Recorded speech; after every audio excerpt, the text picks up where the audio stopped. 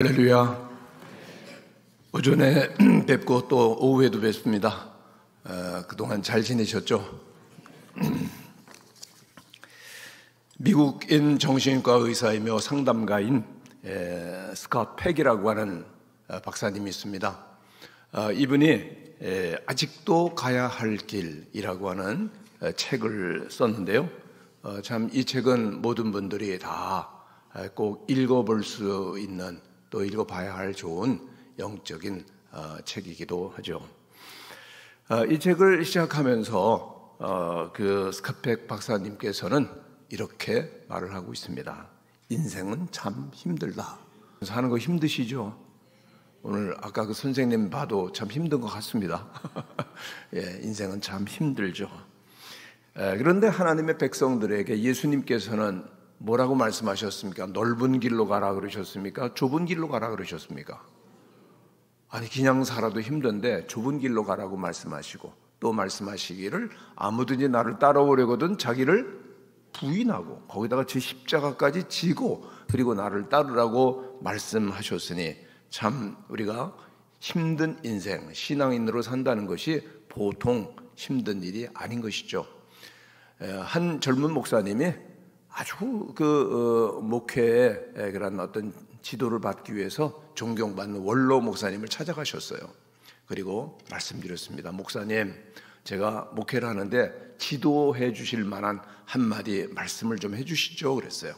그랬더니 이 목사님이 잠시 침묵을 지키시다가 이렇게 말씀하셨습니다. 목회, 사람이 할 일이 못 되죠. 그 말이 뭔가 하면요, 하나님의 은혜 없이는 정말 하기 힘든 일이 목회다. 여러분, 우리 목사님, 사모님에서 많이 기도하시죠? 네, 우리 목사님께서 사모님과 더불어서 우리 군산 동북교회 십자가 지시고 가실 때 여러분들도 마음을 같이 하셔서 계속해서 전진하실 수 있게 되기를 바랍니다. 오늘 봤던 그런 일은요, 저는 목회하면서 여러 번 겪는 과정입니다.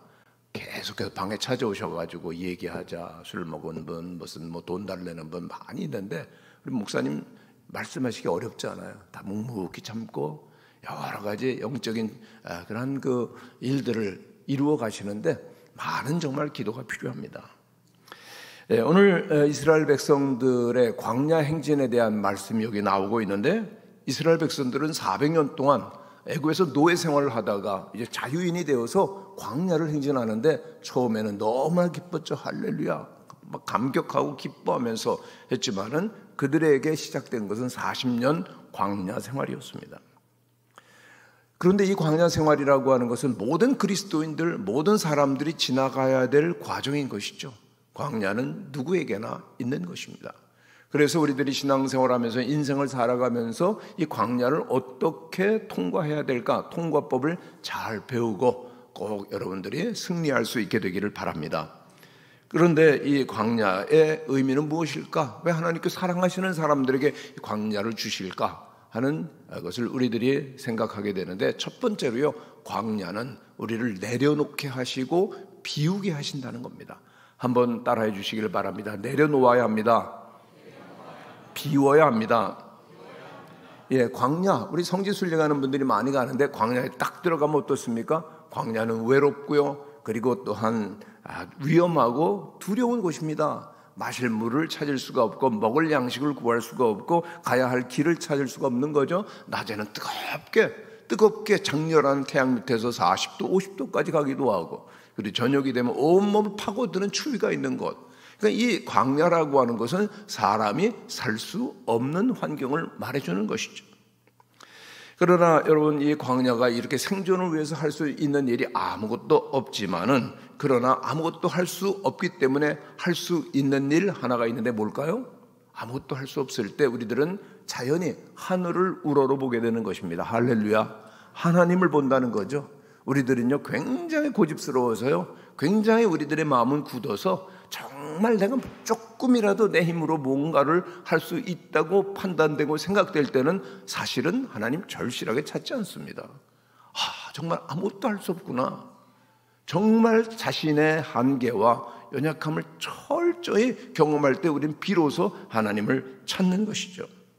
그렇기 때문에 광야는 하나님을 바라볼 수 있는 곳이기 때문에 저주가 아니라 하나님의 축복의 장소가 되는 것입니다.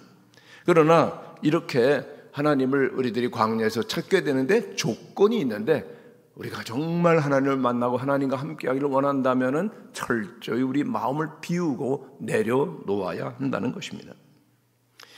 모세가 그랬습니다. 모세는 40년 동안 애굽에서 왕자로 지냈었죠. 혈기 아주 충만하고, 그리고 또한 모든 무예와 지혜를 배운 왕이었죠. 왕자였죠. 그러나 사람을 죽이게 되고 광야에 가서 40년 동안 지내는 동안 그는 철저히 낮아집니다. 낮아진 마음, 빈 마음을 가졌을 때 그는 비로소 하나님을 만나고 이스라엘 백성들을 이끄는 하나님의 사람, 영적인 지도자가 되었던 것이죠. 그래서 우리 마음을 내려놓아야 되는데요. 제 간증 잠깐 드리면은, 저는 국민학교 초등학교 시절에 너무나도 부유하게 살았었습니다. 5학년 때까지는요.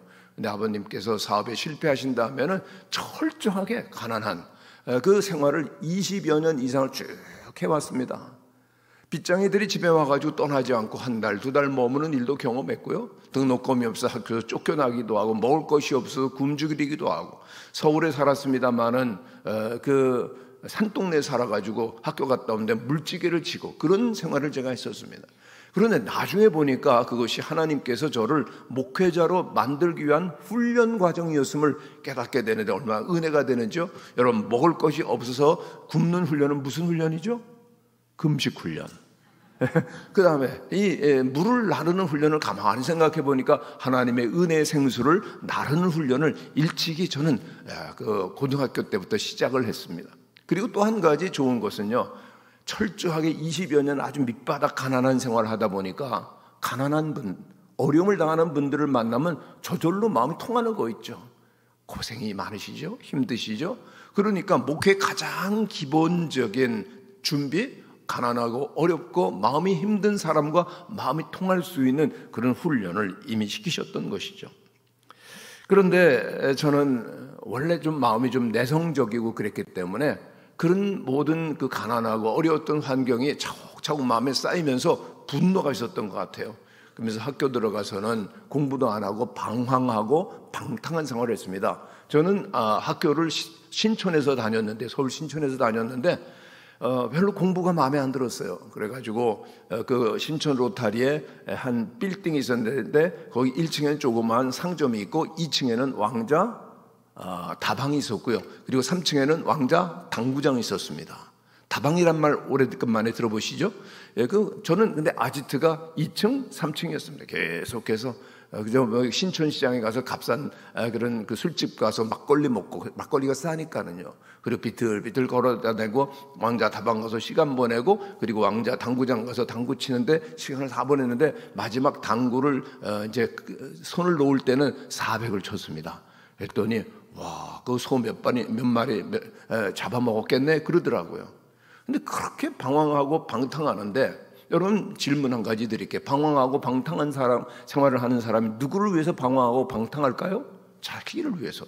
세상의 즐거움과 쾌락을 마음껏 맛보기 위해서 방황하고 방탕한 생활을 하는데, 참 이상한 것은요, 세상 끝으로 가고 방황하고 방탕한 생활을 하는데 점점 이상하게도 세상에 주는 그 방탕한 생활이 주는 쾌락과 만족이라고 하는 것은 점점 시들해져 가는 거예요.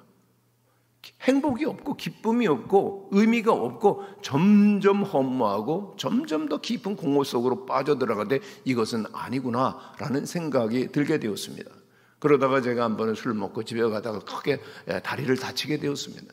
사람들이 그 수술을 했는데 의사들이 완전히 뻗쩍는 다리가 된다, 불구가 된다는 이야기를 듣고, 아까운 청년, 그렇게 인생이 좀 힘들게 됐다. 그렇지만은 그 이야기를 그대로 흘릴 수 없는 분이 저희 어머니셨어요. 어머니께서 굉장히 몸이 약하셨는데도 그때 저를 위해서 그 가까이 있는 개척교회 2층에 있었는데요, 40일 작정하시고 새벽 기도를 가셨는데, 저는 그때 일을 잊을 수가 없습니다. 새벽이 되면 삐걱하고 어머니께서 문 열고 나가셔서 질질 다리를 끌고 새벽 기도에 가시고 기도하시는데, 40일을 기도하셨는데, 의사들은 제가 불구가 된 거고 장애가 된다 그랬지만은 저는 걷게 되었고 오늘 여러분 앞에 이렇게 서 있는 겁니다. 할렐루야. 기도는 하나님께서 응답하시고 기도를 하나님께서 기뻐 받으시는 줄로 믿습니다. 그렇게 어머니의 그런 기도로 다리가 낫게 되고 체험을 하면서 인생의 방황이 어느덧 끝이 나게 되고, 야, 내가 무엇을 위해 살게 되면서 어머니와 더불어서 새벽 기도를 나가게 됐습니다. 그때가 10월 달인데요. 10월, 11월, 12월 석 달 새벽 기도를 다니면서 저의 삶을 돌아보게 되었죠. 김창건, 너 여태까지 방황하고 방탕하게 살았지. 누구를 위해 살았냐? 나를 위하여, 나의 행복과 만족을 위해서 그렇게 살았는데 만족하냐? 의미가 있냐? 아니야.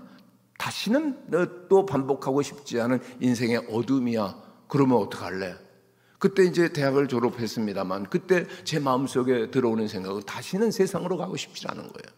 그래서 나를 위해 살고 싶지 않고, 그러면은 어떻게 하면 이웃을 위해 살까? 거기는 의미가 있을 것 같아요. 여러분, 말이 되죠? 나를 위해서 의미가 없다면 다른 사람을 위해서 살아보자. 다른 사람을 위해서 살아보려면 어떻게 하면 될까? 신학교 가면 될 것 같아요. 제가 3개월 교회 다니고 신학교를 가게 됐는데 이게 불가능한 일입니다, 원래는요.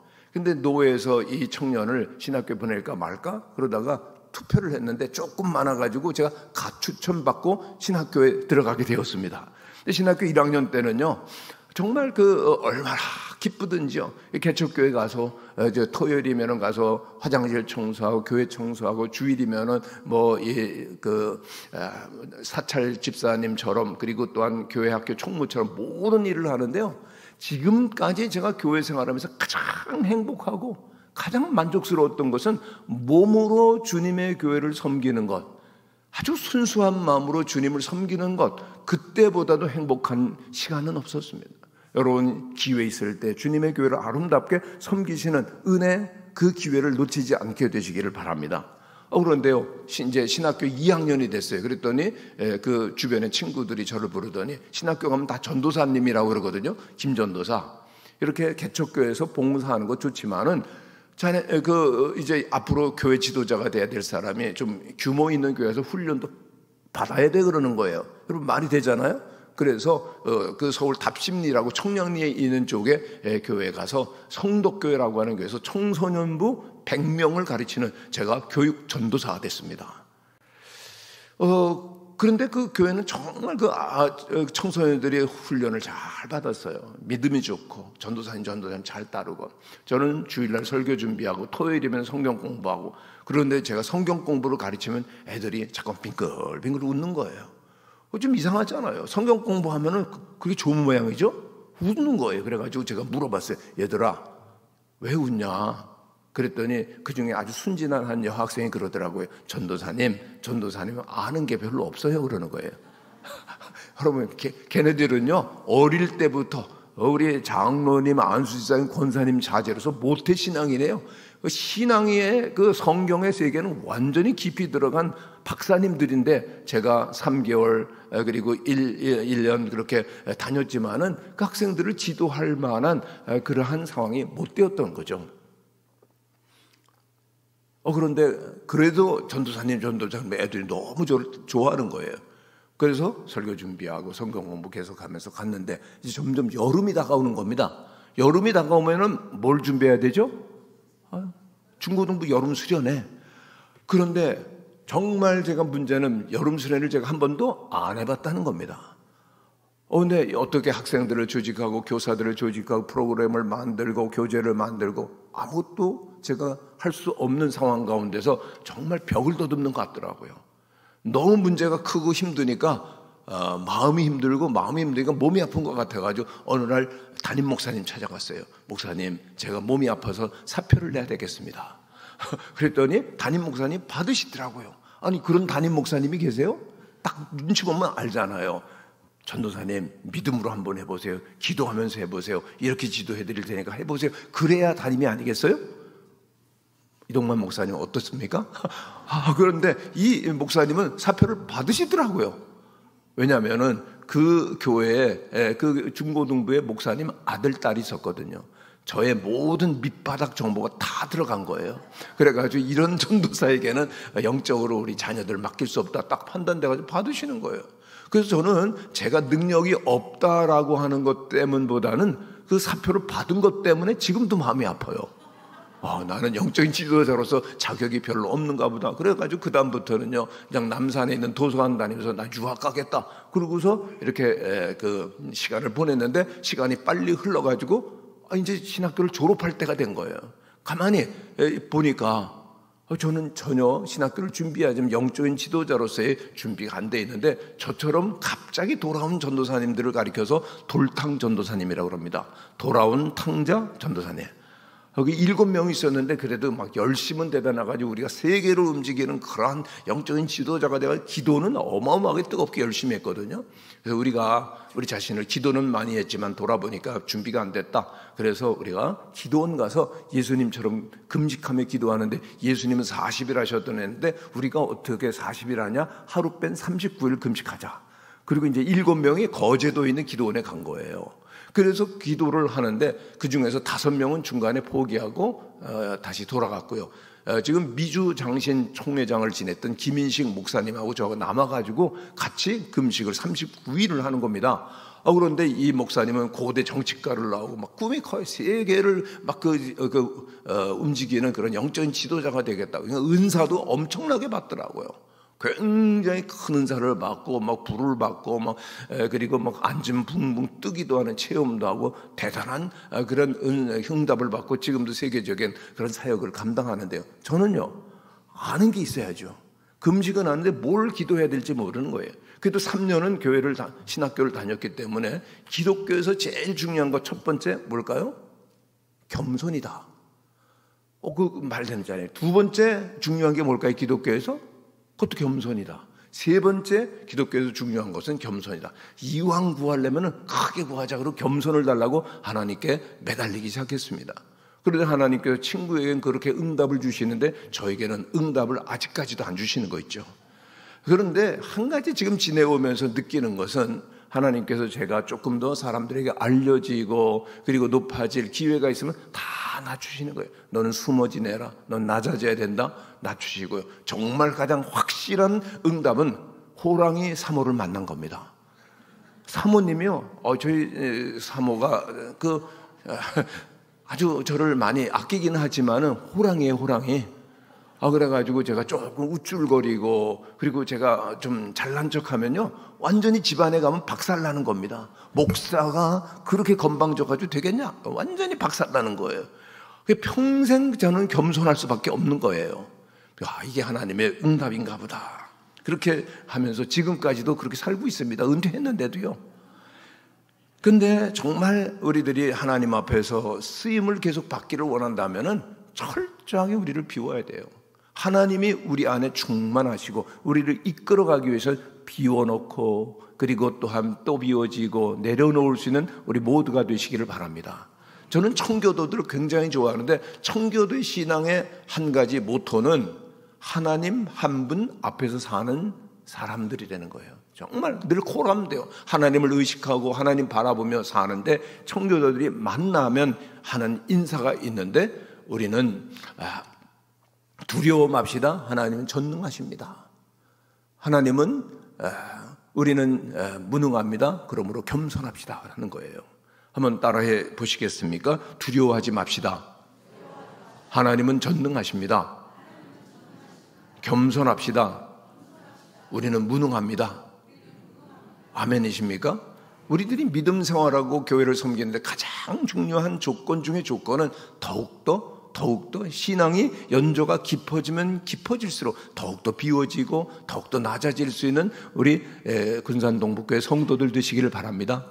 군산동북교회에서 제일 겸손한 분은 누구십니까? 그럼 이제 목사님 그러실 건데 아니에요. 가슴에 손을 얹고 한번 따라해 주시기를 바랍니다. 내가 제일 겸손합니다.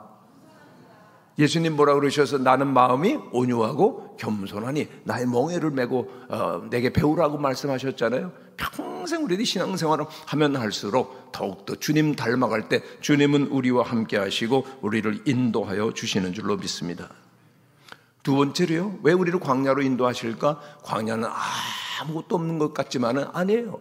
광야에는 하나님의 영광이 가득하고 하나님이 임재하여 계시는 곳이 광야인 줄로 믿습니다. 광야 외로운 과정 가운데서 지나다 보면요, 하나님의 음성을 듣게 되는 거죠. 그래요. 우리들이 정말 하나님의 말씀을 듣고 하나님의 음성을 듣고 말씀 따라갈 때만 우리는 이 광야길을 헤쳐나갈 수가 있는 것이죠. 이스라엘 백성의 인도에 있던 모세가 그랬습니다. 모세가 광야에서 40년 동안 지나다가 점점 마음이 낮아지는 겁니다. 자기 왕자였던 생각은 까마득하게 잊어버리고 날마다 짐승 우는 소리, 바람 지나가는 소리, 이런 외로운 환경 속에서 마음이 낮아지고 비워지니까 어느 날 40년이 됐을 때 모세야 부르시는 하나님의 음성을 듣게 됩니다. 할렐루야. 우리 모두도 하나님의 음성, 부르시는 음성 듣게 되시기를 바랍니다. 하나님 뭐라고 말씀하시는가면요, 내가 너를 바로에게로 보내노라, 내 백성을 이끌어내라는 겁니다. 옛날 같은 모세가요, 할렐루야, 나 같은 사람이 이스라엘 민족을 이끌어내야죠, 그러고 갔을 거예요. 그런데 완전히 달라졌습니다. 하나님, 제가 누구기에 내가 바로에게라고, 누구기에 내가 내 백성을 하나님의 백성을 이끌어낸단 말입니까? 그렇게 질문을 드렸는데 하나님께서는요, 동문서답으로 응답하실 때 얼마나 많은지 모릅니다. 하나님께서 뭐라고 말씀하시는가 하면요, 내가 너와 함께 하리라. 아멘이십니까? 하나님 우리와 함께 계시고 매일매일 말씀으로 우리들을 인도해 주실 때 우리는 하나님의 사람으로서 조금도 부족함이 없이 어떤 광야도 헤쳐나갈 수 있는 줄로 믿습니다. 그렇습니다. 우리들이 늘 우리와 함께 하시는 하나님 바라보며 주님의 음성을 들을 때 우리는 주님과 함께 길을 걸어가는 거죠. 광야도, 그리고 어떤 외로운 산지도, 어떤 길도 우리들이 늘 걸어가게 되는데, 조금 더 제 간증을 말씀드리면은, 제가 이제 신학교를 졸업하고 결혼을 했는데 아내가 인천제일교회 그 찬양을 인도하고 청소년을 굉장히 잘 지도하는 그런 교사였습니다. 결혼했는데 거기에 담임 목사님이 저더러 이제 어디 가지 말고 이제 연말이 되면은 우리 인천제일교회, 왜 인천제일교회일까 할까? 인천에서 제일 좋은 교회. 그래서 인천제일교회라는 거예요. 그 교회 전도사로 오라는 겁니다, 저더러. 그게 얼마나 좋아요. 그래서 저는 마음 톡 놓고서는 그렇게 이제 그 연말이 돼가지고 인사를 갔습니다. 고기 한 근 사가지고 딱 갔더니 청청병력 같은 말씀을 하시는 거예요. 무슨 말씀인가 하면요, 당에서 부결이 됐다는 겁니다. 아니 저는 인천제일교회 갈 것만 생각하고 그랬는데 당에서 왜 부결이 돼? 나중에 알아보니까 저를 잘하는 그런 사람이 있었는데, 김창근 전도사 같은 사람은 이런 인천제일교회 같은 교회에 교육자로 올 자격이 안 됩니다. 영적으로 부족합니다. 어쩌면 그렇게 정직하게 얘기를 할 수가 있어요? 그대로 다 저의 밑바닥에 다 들어가가지고 제가 딱 부결이 되는데, 그때 아내가 그저 인천 가는 게 얼마나 좋았겠어요. 늘 인천 가서 친정집 가서 위로받고 그렇게 오는데 눈물 줄줄 흘리면서, 그때는 친정집도 안 가고 전철 타고 내내 울었던 그 장면이 저는 잊혀지질 않는 겁니다. 야, 역시 나는 자격이 없구나. 영적 지도자로서, 교회 지도자로서 자격이 없구나. 그러나 결혼도 했고 이제는 뭐 사역을 해야 되니까 신학교에 갔습니다. 요즘 뭐 인터넷으로 다 됩니다만, 그때 갔더니 게시판에 딱 한 곳에 있는데 제주 영락교회. 그래서 의논해 봤습니다. 아내하고 의논했죠. 그래서 의논했더니 우리가 신혼여행도 못 가봤는데 가서 있어보면 어떠냐, 뭐 그런 생각을 하고 담임 목사님께 전화를 드렸더니 3년 있을 생각은 오라는 겁니다. 너무 그 당시는 외지였고 가지 않는 곳이었기 때문에 왔다 가는 가고 그러기 때문에 3년 있으면 있을 생각이 오라. 아내하고 얘기했더니, 여보 우리 신혼여행도 못 가는데 한번 가서 3년 살아보자. 또 우리 장인어른한테 의논드렸더니 다 서울에만 있겠다 그러면 어떡하냐, 가라. 그래가지고 딱 이제 제주영락교회를 가게 된 거예요. 근데 그때 여러 가지 조건 때문에 카페리를 타고 부산에서 이제 가는데 태풍이 불어가지고 출렁출렁거리는데, 아내는 그때 배가 이만큼 불러가지고 저는 그 옆에 가만히 있는데 정말 처량하고 외로워지더라고요. 그런 말이 있죠. 사람은 나면 서울로, 말이 나면 제주도로. 근데 제가 제주도로 귀양살이 가는 것 같은 거예요. 어쩌면 그렇게 마음이 썰렁하든지요. 근데 제주에 딱 도착해 보니까 그 당시 얼마나 그저 그 척박하고 문화와 그리고 환경과 특별히 언어가 다른죠. 제주말 한마디 제가 가르쳐 드리겠습니다. 우뚝지영, 야개경, 뽀따마시. 이제 해석을 해드리겠습니다. 우뚝지라고 하는 것은 우뚝 서 있는 어깨를 가리킵니다. 우뚝지 영이라고 하는 접속사입니다. 어깨와 그 다음에 야객이라고, 야객이는 이 목을 가리키는 거예요. 어깨와 그 다음에 목, 야객이영 하면 영은 그 이제 접속사죠. 그 다음에 뽀따라고 하는 것은 낀다라는 겁니다. 마시는 뭐냐? 존칭어입니다. 그러니 여러분, 우뚝지영, 야객이영, 뽀따마시 같은 제주말을 제가 어떻게 알겠어요? 그런데 이제 그때 그 제주도에서 정말 존경받으시는 그 이태엄 전도사님이라고, 지금 이제 90이 되신 분인데 저를 이렇게 데리고 다니시면서 신방하는 법도 알려주시고, 그리고 또한 목회도 가르쳐 주시고, 참 인격적으로 신앙적으로 많은 도움을 받았습니다. 그렇게 1년을 신방 전도사로, 그 다음에 1년을 부목사로 지냈는데 그때가 제가 35살 때였어요. 근데 문제가 생겼습니다. 거기 담임 목사님, 제주영락교회가 그 담임 목사님이 육지로 가버리신 거예요. 참고로 제주도에서는 육지에서 온 분들을 뭐라고 부르는 줄 아십니까? 육지 것들이라고 부릅니다. 정말 제주 분들이 마음에 순하고 착하신데 육지에서 온 분들이 많이 그렇게 좀 마음을 아프게 하는 일들이 있어 육지 것들 그랬어요. 육지 것 목사님 육지로 가시니까 장로님들이 후임을 구하시느라고 막 전국을 다니시는데 못 구하시는 거예요. 그래서 어느 날 오시더니 저더러 담임을 하라고 그러는 거예요. 근데 제가 하겠습니다라고 대답을 했을까요? 못하는 거죠. 100명 중고등부 그 학생도 제대로 지도를 못해가지고 사표를 낸 주제에 제가 그때 그 제주영락교회 작년 700명, 그 다음에 교회학교 300명, 그 제주도에서 제일 큰 교회였거든요. 못합니다. 저는 유학 갈 겁니다. 했더니 장로님들이 실망하시고, 그리고는 또다시 계속 전국을 다니면서 후임을 구하다 못 구하신 거예요. 제주도 잘 안 가니까는요. 어느 날 오시더니 또 저더러 담임을 하라는 거예요. 근데 그때는 두 번째 말씀을 들으니까 하나님이 저에게 목회를 하라고 그러시는데 제가 목회를 못하겠다고 그러는 건 아닌가 하는 생각이 들어서 기도를 시작했고 몇 분에게 상담을 받더니 해보라는 겁니다. 그래서 제가 35살 때, 아내는 28살 때 그 제주 영락교회 담임이 되게 됐어요. 담임이 되니까 많이 바뀌더라고요. 우리 교육자 직원들과 함께 쓰던 방에서 담임 목사님실로 바꿔주시더라고요. 책상은 엄청 크고요. 의자는 빙글빙글 돌아가는 회전의자. 딱 앉아보니까 의자가 잘 돌아가는 거 있죠? 근데 안 돌아가는 것이 있었으니 뭘까요? 머리가 안 돌아가는 겁니다. 어떻게 이 큰 교회를 목회를 해야 돼? 전혀 모르겠는 거예요. 그랬는데 한 가지 정말 은혜롭고 좋은 일은 전임 목사님이 교회를 건축하기를 원하셨거든요. 그러나 건축을 못하시고 떠났는데 건축을 위한 땅을 사고 모든 준비하는 데 착착 이루어지니까 교회가 완전히 분위기가 축제 분위기가 된 거예요. 그리고 그때 저는 아무것도 모르기 때문에 정말 신앙적인 바닥과 경험이 없잖아요. 장로님들이 이렇게 합시다 그러면은 저는 뭐라 그랬을까요? 아멘. 또 이렇게 합시다 그러면 아멘. 그런 그 지나고 있는 터인데 어느 날 장로님들이 오시더니 우리가 건축을 합시다 그러는 거예요. 제가 뭐라 그랬을까요? 생각이 안 나세요? 아멘 그랬죠 제가요. 그랬더니 또 이제 장로님 한 분이 그러시더라고요. 이왕 지을 바에는 한강 이남에서 제일 큰 교회를 지읍시다 그러는 거예요. 제가 뭐라 그랬겠습니까? 아멘 그래야죠. 이제 좀 아시네요. 그러고서 이제 건축이 시작되는데 제주 그 시 동쪽에 가장 높은 동산에 그 도살장이 있었어요. 도살장에다가 그 1280평 교회 땅에다가 교회를 짓기를 시작하는데 2500석 교회를 짓기 시작한 거예요. 엄청난 공사가 시작이 됐습니다.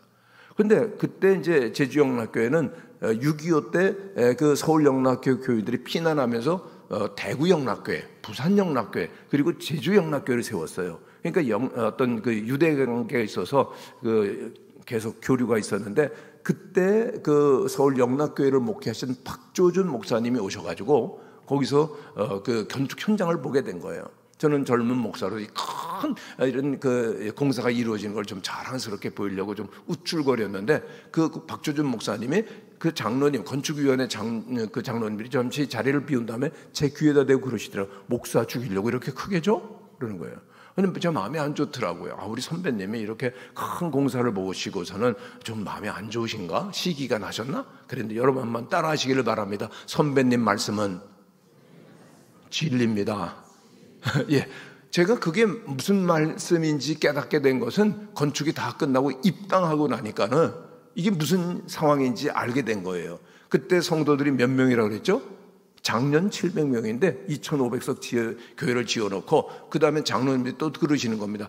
그래도요 목사님 우리들이 1부 2부 예배는 드려야 됩니다. 그 교인들을 또 1부 2부 예배로 나누고 나니까 딱 강대상에 서니까 성도들은 안 보이고 빈자리만 보이는 겁니다. 아이고 이게 정말 무슨 상황인지 제가 깨달음이 오는데 그래서 우리 선배 목사님들이 큰 일을 하시고 건축을 하시고 교회에서 어려움을 당하거나 나가시는 일도 생겼는데 제 문제가 된 거예요. 근데 제주도는 무속이 엄청나게 심해가지고 전도는 너무나 안 되는 곳이거든요. 방법이 없는 겁니다. 그냥 아내하고 의논했습니다. 여보 이거 큰일 났는데 기도해야 되겠다. 보통 기도는 안 되고 금식 기도해야 되겠다. 그래 40일 이번에는 해야 되겠다. 아내가 만졌지만은 그대로 강행을 해서 금식 기도를 40일을 그때 이제 새 예배당에서 제 방에서 자면서 새벽 기도를 인도하고 주일날 설교하고 그다음에 그때 베델 성경 공부라는 것이 있었는데 그거를 30일까지 인도하면서 금식을 시작하게 되는데 참 감격스러웠던 것은요. 그 아무것도 모르는 젊은 목사가 금식한다고 하니까 권사님들이 조를 짜가지고요. 저와 함께 계속해서 기도를 해주는 겁니다. 혼자 금식하고 기도한 것이 아니라 권사님들이 같이 기도하고 그리고 그때 새벽 기도회를 드리던 장소가 아주 넓었었는데 그때 그 제주 주택 중심가로부터 많이 떨어져 있었기 때문에 새벽 기도에 올 수가 없었어요. 그런데 목사가 금식한다니까 새벽 기도에 꽉 차고 막 기도의 열기가 일어나는 겁니다. 그때 제주대학교 교수님 한 분이 계셨는데 굉장히 아주 체격이 좋고 먹는 일에는 아주 잘하시는 분인데 이분이 저와 동반 금식하겠다고 하루를 금식하시고 너무 힘들어가지고 쉬시고 하루를 금식하셨는데 전에도 후에도 없고 그 다음에는 못했다고 합니다. 그런 기도에 그 후원을 받으면서 계속 기도하는데 25일째 되는 날 문제가 생겼습니다. 제 방에서 자는데 몸이 허약해지니까 그 제 방에 있는 하수구에서 악취가 오는데 너무 약해지니까 감당을 못하고 밤에 토하기를 시작한 거예요. 계속 토하는데 얼마나 심하게 토했는지 마지막에는 퍼런 물이 나오기 시작하는데 이대로 일단 죽을 것 같다. 그래서 그 밤에 짐을 싸가지고 집에 가서 25일을 하고 그 다음에 15일을 집에서 했는데 가족들에게 너무나 미안했었죠. 근데 그 다음부터 무슨 일이 생겼는가 하면은 새벽 기도를 인도하기 위해서 그 장소에 오면은 토하기를 시작할 계속했어요. 죽을 것 같더라고요. 그리고 30일이 넘어가니까 온몸을 칼로 치는 것 같은 그런 아픔이 계속되는데 저는 그때 죽음의 한 95%까지는 가까이 간 것 같아요. 그런데 그렇게 이상한 경험 중에 하나는 그렇게 토하고 그렇게 괴로웠다가도 설교를 하기 위해서 딱 강대상에 서면요. 어디선지 그렇게 힘이 생기는지 딱 하나님이 붙들어 주시는 것 같아요. 그래서 힘 있게 말씀을 전하는데 성도들도 놀라고 저도 놀라고 그래서 깨달은 바가 있죠. 이 강대상이라고 하는 것은 교회라고 하는 것은 하나님이 붙들어 주시는 곳이로구나. 할렐루야. 하나님이 함께 하시는 것 같아요. 깨달으면서 40일 금식을 마치게 됐는데 교인들이 얼마나 좋아했는지 모릅니다. 죽지 않고 금식을 마쳤다고요. 그랬는데 저는 정작 마음이 너무나 허전했어요. 한 목사가 금식을 해서 40일 동안 아무것도 안 먹었으면 하나님도 그러시지 응답을 하셔야 되는 거 아닙니까? 그래요 안 그래요? 음성을 들려주시거나 능력을 주시거나 은사를 주시거나 불의 체험을 하거나 뭘 하셔야 되는데 아무런 응답이 없는 겁니다. 이거 웬일이지? 그런데 그때 마침 미국 그 중부에 있는 덴버라고 하는 곳에서 저에게 청빙이 왔어요. 김 목사 듣자 하니까 공부하고 싶어하고 또 목회도 하고 싶어하는데 여기 덴버에 내가 평생 목회하면서 좋은 그런 교회를 이루어 놓았고 내가 은퇴하는데 이제는 이 교회에서 목회하면서 그 덴버에 좋은 신학교 있으니까 와서 공부해라. 할렐루야. 이거 하나의 응답인 것 같아가지고 그렇게 미국에 갈 준비를 하고 있는데 그때 마침 부흥회가 있었습니다. 말씀이 3일 동안 너무나도 은혜로웠는데 제주도는 상황상 그 강사 목사님이 3일 그 부흥회를 인도하고 육지에 가실 수가 없잖아요. 그래서 마지막 나흘째 되는 아침 새벽에는 꼭 말씀을 전해 주셨어요. 그때 그 마지막 새벽 기도의 시간에 말씀을 전하시는데 은혜로웠죠. 그리고 다 끝나고 그 다음에 우리 다 통성으로 기도합시다. 딱 기도하는데 그때 제게 문제가 일어났어요. 어디론가 갑자기 기도합시다 그러는데 깊이 빠져들어요. 한없이 빠져들어야 어느 순간 팍 터져 나오는 것이 통곡이었습니다. 한 30분 동안 대성통곡을 했어요.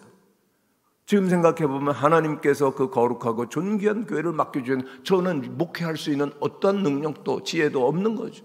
너무나도 부끄럽고 죄송하고 한심스러워서 통곡을 했었어요. 그런데 30분 딱 그렇게 통곡을 하고 나니까 딱 울음이 멈추더라고요. 그래서 성경 찬송 들고 그리고서는 집으로 가는데 그때 한 걸어서 5분 정도 사택이 있었습니다. 딱 가는데 길 가운데서 제게 놀라운 체험이 있었는데 요한복음에 보면은 나를 믿는 자는 그 배에서 생수의 강이 터져나리라 그랬는데 배에서 정말 생수의 강이 터져나오더라고요. 기쁨이 밀려오고 평강이 밀려오는데 얼마나 기쁘고 얼마나 감격스러운지. 집안에 들어가서 그 찬송 탭 틀어놓고 실덩실덩실 막 춤을 추면서, 그런데 목사의 가슴 속에 영혼 속에 그 하늘이 주는 기쁨과 평강이 가득하니까 예배가 달라지더라고요. 하나님의 임재가 있고 부흥이 일어나고, 그전에 어떻게 목회를 해야 되는지 모르는데 성령의 감동 가운데 제주를 복음화하자, 제주는 세계로 세계는 제주로, 그러면서 마구 전도를 하는데 얼마나 놀라운 일이 일어나가. 그렇게 전도가 안 되는 지역에서 4.19 2만 명 전도를 했는데요, 그때 얼마나 성도들이 열심히 기도하고 전도를 했는지 10번의 예배를 드리면서 2만 2천 명을 전도를 했었습니다. 그분들이 다 교회를 나온 건 아니지만 그 다음부터 계속해서 어떻게 나오게 됐어요? 4.19 2만 명 그때 나왔다는 겁니다. 한 번 복음을 들으면 마음에 남아서 언젠가는 주님께서 역사하시고 주님께로 나오게 될 줄로 믿습니다. 너무나도 감격스러웠던 부흥의 순간이었죠. 그런데 하나님께서 그 금식 기도하면서 제게 들려주셨던 말씀이 있습니다. 첫째는요, 김 목사야, 내가 올 날이 얼마 남지 않았다 그러시더라고요. 그때가 벌써 한 30여 년이 훨씬 지난 때인데 주님께서 다시 오신다는 거예요. 여러분 믿으십니까? 저는 예수님께서 다시 오신다는 얘기는 들어도요 아무런 감동이 없었어요. 성경에 있는 얘기죠. 예수님 십자가 지시고 그리고 3일 만에 부활하시고 구름 타시고 승천하시고 재림하신다. 그런데 저에게는 어떤 감격과 기다림이 없었는데 그 말씀을 딱 주시는데 딱 정신이 나는 겁니다. 맞아, 주님은 말씀대로, 성경 말씀대로 이 땅의 영광 중에 재림하실 날이 점점 가까이 오는 줄로 믿습니다. 주님 앞에 갔을 때 우리들은 두 가지, 우리들은 경험을 할 겁니다. 요한계시록 20장에 있는 말씀을 주님 앞에 가면 딱 두 책이 있어요. 생명록이 있고 그 다음에 행위책이 있는 겁니다. 행위책은 여러 책이에요. 그 생명록은 딱 한 책이에요. 우리의 이름이 생명록에 들어있으면 천국에 들어가는 줄로 믿습니다. 그런데 천국에 들어갈 수 없는 사람들, 행위책에 따라서 심판을 받는 거예요. 여러분들은 어떻게 되기를 원하십니까? 우리들이 지은 죄도 많고 그리고 악한 일도 많지만 예수를 믿으면 모든 우리의 죄를 다 사하시고 우리 이름은 천국에 기록되는 줄로 믿습니다. 생명록에 기록되는 줄로 믿습니다. 근데 제가 그 사실을 생각하니까 기도가 바뀌어지는 겁니다. 그전에는요, 우리 제주 영락교회 성도들 그저 사업도 잘 되고 집안도 평안하고 자녀들도 공부하고 좋은 학교 가고 좋은 직장 가게 해달라, 그런 것이 다 기도의 제목이 달라졌어요. 주님께서 영광 중에 재림하실 날이 가까이 온다고 하는데 우리 제주 영락교회 성도들 가운데 단 한 사람도 주님 오실 때 부끄러워서 도망가는 일 없게 하여 주시옵소서. 깨어서 우리들이 기도하고 말씀대로 살면서 거룩하게 준비되게 하여 주시옵소서. 교회가 막 부흥하고 거룩해지며 온전한 역사가 일어나게 됐던 것이죠. 여러분, 우리 군산 동북교회에서 우리 모든 성도들께서도 깨어서 기도하고 주님께로 더욱더 가까이 나가시는 은혜가 있게 되시기를 간절히 축원합니다. 에레미야 29장에 있는 말씀입니다. 여호와의 말씀이니라. 너희를 향한 생각은 내가 하나니 미래와 희망을 주는 것이니라. 너희는 내게 와서 부르짖으면 내가 응답하고 너희와 함께 하시겠다고 그랬거든요. 늘 주님을 바라보시며 깨어 기도하는 가운데 하나님의 거룩한 임재 말씀 가운데 든든히 서서 하나님 안에서 승리하시는 여러분들 되시기를 바랍니다. 늘 주님의 음성 듣고 말씀대로 성경 말씀대로 우리들이 배운 대로 살아가면 되는 것이죠. 두 번째는 하나님께 응답을 하시는데, 김 목사야, 목회는 내가 하지 내가 하냐 그러시더라고요. 말 되더라고요. 다시 질문 드립니다. 교회는 사람의 교회입니까? 하나님의 교회입니까? 아멘? 하나님의 교회죠. 그리고 교회 머리는 누구십니까? 한 분, 예수 그리스도. 아니 그걸 딱 깨닫고 나니까는요, 맞아, 교회 주인은 우리 하나님이시고 예수님이시지, 나는 그러면은 우리 그 제주영락교 담임 목사님은 예수님, 나는 부목사 하면 되겠네. 그러니까 마음이 너무 편안해지는 겁니다. 할렐루야. 제가 할 일은 늘 담임 목사님이신 예수님의 말씀을 듣고 따라가기만 하면 되는 거예요. 여러분들도 가정에서 늘 예수님 말씀 듣고 따라가게 되시기를 바랍니다. 늘 주님 말씀하시잖아요. 그 말씀 듣고 나아가는 여러분들 되시기를 간절히 바랍니다. 그런데 제가 한 번은 이 간증을 그 원주에 있는 기도원에서 했어요. 그리고 기도를 마치고 이제 점심시간에 대해서 봉고를 타고 가는데 그 봉고 안에 선교사님이 계셨어요. 선교사님이 그러는 겁니다. 저도요, 선교지에서 너무 힘들어가지고 금식을 40일 했어요. 얼마나 반가워요. 동지를 만난 거 아닙니까? 그래서 제가 물어봤죠. 그래요, 하나님 뭐라고 응답을 하셨어요? 그랬더니 그 선교사님이 이렇게 말씀하시는 거예요. 종아, 다음부터는 먹으면서 기도해라. 저야 워낙 부족해가지고 하나님께서 인텐시브로 아주 급하게 훈련시키기 위해서 금식을 허락하셨지만은 주님은 말씀을 통해서 우리에게 매일매일 우리의 음성을 들려주시는 줄로 믿습니다. 매일 새벽 기도를 통해서 우리 교회 목사님을 통해서 들려주신 말씀, 제자 훈련을 통해서 들려주신 말씀 붙들고 말씀과 함께 나가면은 우리의 광야길 얼마든지 헤쳐 나갈 수 있게 되는 줄로 믿습니다. 한 가지 더 말씀드리면요, 광야는 아무것도 없는 장소라고요? 아무도 없는 장소라고요? 아닙니다. 광야는 채워주심의 장소입니다. 한번 따라하시기를 바랍니다. 채워주십니다. 이스라엘 백성들 광야를 행진하는데 낮에는 구름기둥으로, 밤에는 불기둥으로, 또한 배고플 땐 만나를, 그리고 목마를 때는 생수를, 그리고 고기 먹고 싶다고 하면 그 메추라기를 보내주시고 다 주셨어요. 그 출애굽기에 보면 옷이 해지고 신발이 해졌다는 기록이 없거든요. 하나님이 다 공급해 주시는 겁니다. 다 채워주시는 것입니다. 그렇습니다. 광야는 외롭고 아무것도 없는 것 같지만 철저한 공급의 시간입니다. 여러분들이 앞으로 살아갈 때 어떤 어려움이 있고 문제가 있더라도요, 하나님은 선하신 목자로서 여러분들의 모든 필요를 채우시고 인도하여 주시는 줄로 믿습니다. 제가 제주도에서 교육부를 섬기면서 우리 장로님 그리고 목사님들의 영성 수련을 감당하는 일을 하게 됐을 때 한 번은 강사님을 모셨는데요, 그 특별한 강사님을 모셨습니다. 문선재 총장님과 강원대 총장님이셨어요.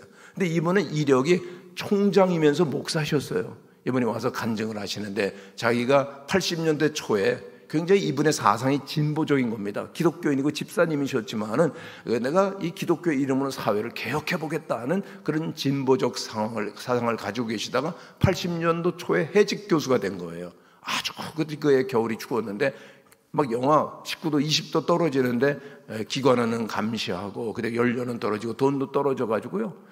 그 냉골이 됐는데 그 사랑하는 딸이 그 차가운 냉골을 기어대는 막 뻘겋게 동상이 돼가지고 고통스러워하는 그런 과정이 있는데 아무것도 없으니까 이 두 부가 그냥 앉아가지고 금식하면서 기도하는 거죠. 그런데 그렇게 7끼를 금식했을 때 친구 하나가 소고기 몇 근과 쌀 한 가마니를 가져오는 거예요. 너무나 눈물이 나더라는 겁니다. 뭘 먹을 거 가져왔다고 해서 눈물이 나는 게 아니라 하나님이 기도를 응답해 주시네. 그 친구들이 불러가지고 중국집에서 음식 사주면서 돈 20만 원, 굉장히 큰 돈이었어요. 그래서 몰랐다, 미안하다.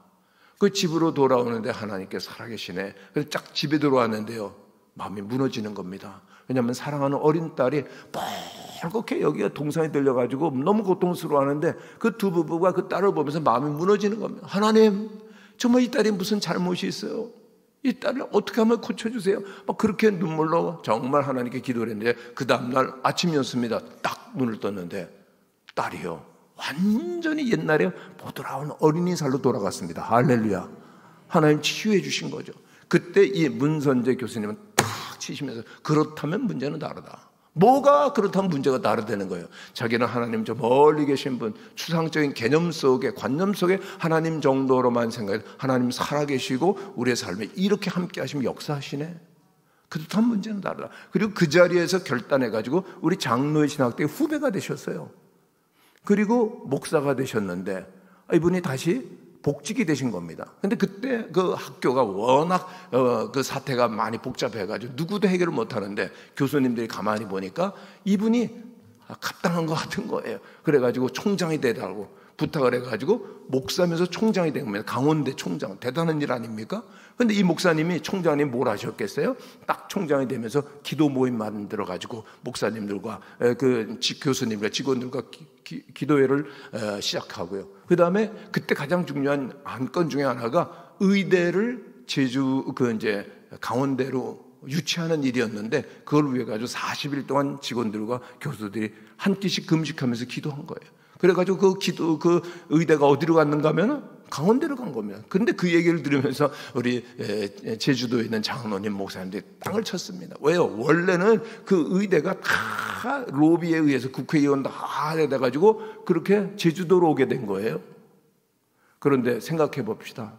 하나님께서 기도한 사람 손을 들어주실까요? 로비한 사람 손 들어주실까요? 기도하는 사람 손 들어준 걸 알면서 우리 제주도에 있는 목사님 장로님 많이 회개했습니다. 우리 하나님 정말 기도를 안 했네. 여러분 오늘도 하나님께서는 우리의 기도에 응답하시고 역사하여 주시는 줄로 믿습니다. 우리 필요를 채워주시는 하나님이신 것이죠. 그렇습니다. 오늘 우리들에게 여러 가지 때로는 어려운 여건이 있지만 계속해서 주님을 바라볼 때 주님께서 우리의 모든 것 채워주시죠. 저는 2019년도에 은퇴를 했습니다. 여러분 은퇴를 하셨습니까? 안 하셨으면 말을 하지 마시기 바랍니다. 얼마나 힘든지요. 그냥 평생 목회를 했는데 뭐 설교도 그리고 또 상담도 사역도 못하니까 너무나 외로운데 1년 선배가 그러더라고요. 김 목사 은퇴하고 보니까 100km로 달리던 차에서 딱 내려가지고 광야에 우두커니 서 있는 것 같아. 정말 그렇더라고요. 그리고 어떤 저와 동기였었던 목사님은 은퇴하고 양평에 예쁜 강이 있는 데서 목회를 하셨는데 은퇴하고 나와서 강가에 가서 하루 종일 울고 그 다음에 우울증이 빠지셨다는 겁니다. 제 문제가 된 거예요. 저는 너무 힘들었어요. 근데 제가 교통사고 나서 다리를 다쳤는데 그 다리를 하나님 쓰게 하셨지만 은퇴쯤 돼가지고 다리가 너무 아픈 거예요. 질질 끌고 다니다가 2000년도 4월에 병원에 갔더니 어떻게 끌고 다녔냐는 거예요. 어떻게 다녔냐는 거예요. 그래서 수술했습니다. 그래서 무릎 인공관절 수술을 제가 한 거예요. 수술은 잘 됐습니다. 근데 의료사고가 터져가지고요. 원래 수술을 하고 나가지고 2시간마다 체크를 해야 되는데 그냥 방치를 해가지고 6시간 동안이나 물이 다 차버린 겁니다. 침대가 완전히 물바다가 됐어요. 그 멸균실에서 수술을 했는데 완전히 감염이 된 겁니다. 큰 병원에서 감염되면 대부분 죽는 거거든요. 열이 펄펄 나고 고통이 일어나고 막 그러는데 그러니까 나 죽는다. 아내가 옆에서 막 우는 겁니다. 그러면서 나 죽으면은 나 누구하고 사냐고 두 아들 가운데서요.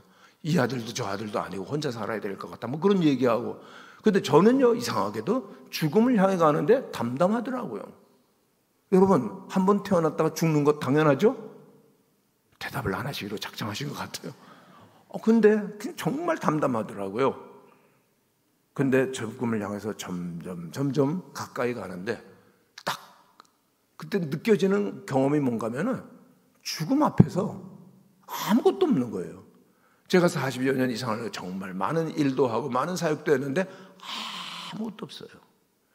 그리고 그때 저의 아내가 24시간 제 옆에서 계속 간병을 했는데 죽음 앞에 가는데 아무도 제 옆에는 없는 거예요. 맞아. 죽음은 아무것도 없고 아무도 없는 그런 길로 가는 거네. 근데 어느 순간 딱 깨달음이 오는데 맞아. 하나님은 살아계시네. 하나님은 모든 것이 되시네. 아멘이십니까? 아무도 없지만은 하나님은 나의 모든 것이 되신다라고 하는 걸 딱 하나님 깨달아 주시면서 그 다음부터 몸이 회복이 되는데 그때 여러 가지 은퇴로 일어나는 아픔과 서러움과 이 모든 외로움들을 다 이기고 정말 하나님을 기뻐 찬양하면서 하나님과 함께하는 새로운 생활이 시작돼서 오늘 여러분 앞에 있는 겁니다. 할렐루야. 광야의 경험이 힘들긴 하고 외롭기는 하지만은 광야는 모든 것을 채워주시는 하나님의 뜨거운 사랑과 손길이 함께하는 곳인 줄로 믿습니다. 앞으로 여러분들도 광야를 지나가게 될 겁니다. 그러나 광야가 여러분들의 목적지는 아니죠. 우리에게는 약속되어 있는 젖과 꿀이 흐르는 가나안 땅 예비되어 있는 줄로 믿습니다. 그러나 왜 우리를 광야로 지나게 하실까요? 우리를 비우기 위해서, 내려놓기 위해서, 그리고 또한 우리에게 하나님의 음성을 들려주고 말씀의 사람이 되게 하시기 위해서, 그리고 무엇보다도 모든 우리 정말로 필요한 것들을 다 채우시고 우리를 아름다운 하나님의 사람으로, 하나님의 가정으로, 하나님의 교회로 아름답게 세우시기 위해서 때로는 고난도 주신다는 것을 생각하시며 믿음의 길을 걸어가실 수 있게 되기를 간절히 축원합니다.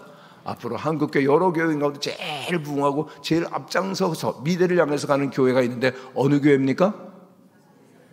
하나님께서 정말 사랑하시고 크게 쓰실 목사님이 계신데 어느 목사님입니까? 예, 전부 다 이름만 목사님은 말씀하시는데 그래요. 우리 목사님과 더불어서 정말 아름답게 부흥하는 교회 세워가시고 하나님께 영광을 크게 올려드리는, 이제 100년이 거의 다 돼가시는데 또 다른 100년을 향해서 나가는 놀라운 부흥과 성장이 있게 되시기를 간절히 축원합니다. 기도하겠습니다. 사랑이 많으신 아버지 하나님, 우리의 인생길이 광야길인 것 같지만 주님께서는 늘 함께 하시는 줄로 믿습니다. 철저히 우리를 비워내게 하시고 주님의 말씀 따라 살게 하시고 주님의 채워주심과 인도하심을 경험하며 또한 승리할 수 있도록 도와주시옵소서. 예수님의 이름으로 기도하옵나이다. 아멘.